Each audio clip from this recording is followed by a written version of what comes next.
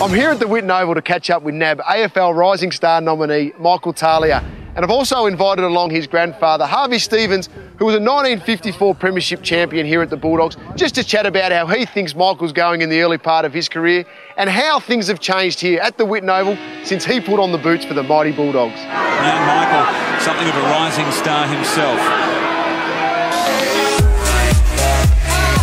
Michael, tell us about your relationship with your pa. Pa's always been good with giving me advice. I remember when I first got drafted, he called me up, he was over the moon, so he gave me the advice just to take it all in my stride and work as hard as I possibly could. And I think he called me the other week before a game, it might have been the Collingwood game, and gave me some words of advice, so it's not lost upon me.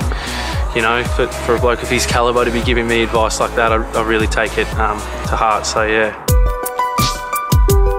What are some of your fondest memories from playing at the Bulldogs?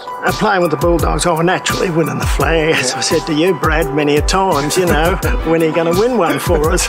But that's right, there's no doubt about that. That was the best in my career. Tell us about the day. How was the day? Obviously, the pre-game, were you nervous? Oh, no, I went to work in the morning, and then about 11 o'clock I knocked off, then I went down to the grounds, you know, and I suddenly discovered that I didn't have my boots in my bag, so I had to go back to Preston, pick up my boots, go through 8 or 9 red lights, and then I got back in time. There's the cup. Yeah, there's the cup there, Michael, yeah. Michael, tell us how you felt your first game. I woke up to a message saying, be ready to play, there might be an injury, because I was an emergency for the day.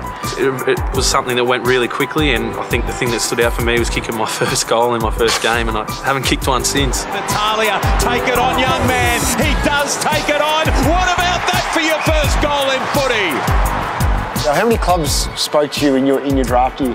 Yeah, in my draft year, I think all but 2 clubs spoke to me, so yeah, there was a lot of apprehension. I didn't know where I was going, so as you know, in the draft system that it is, you could end up anywhere, but to get called out at pick 39 for the Bulldogs, I remember jumping off my seat, started crying and hitting my head on the ceiling fan, and then Dad spilled beer all over me, and yeah, so it was just to come to the club that you've barracked for as a kid, and obviously with the relationship with Pa, it's just a dream come true. So every day I come to work and I love it. I love the football club a lot.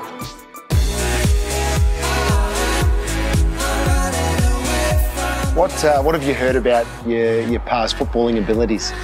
Well, I know that he was a ruckman back then, and he'd probably be a midfielder these days, so I think the game was a little bit different back then. But no, I heard he was a hard worker and a very good tap ruckman, so that's what I've heard, yeah. So all the skills that Michael's got, obviously you taught him everything he knows? Oh, I wouldn't say that. I think he's taught me a little bit too. Yeah. We have a chat about the game every now and then, you know, but he knows now that football's hard work, and I just hope that he can have a career like even better than I had. Get in, win a flag for the Bulldogs. That would be the main thing. Michael, what would it mean to emulate your past feats, who won the premiership with the Dogs in 1954 and win a flag here for the Western Bulldogs?